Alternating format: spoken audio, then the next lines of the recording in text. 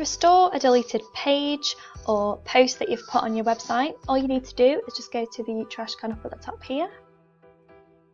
You'll see that you'll get a list of anything that's been deleted. These are blogs, pages, galleries, anything that's an item.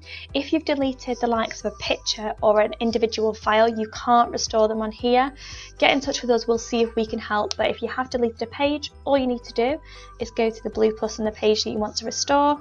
It'll still have all the information available on here, and then you just need to click on Restore Deleted Item here.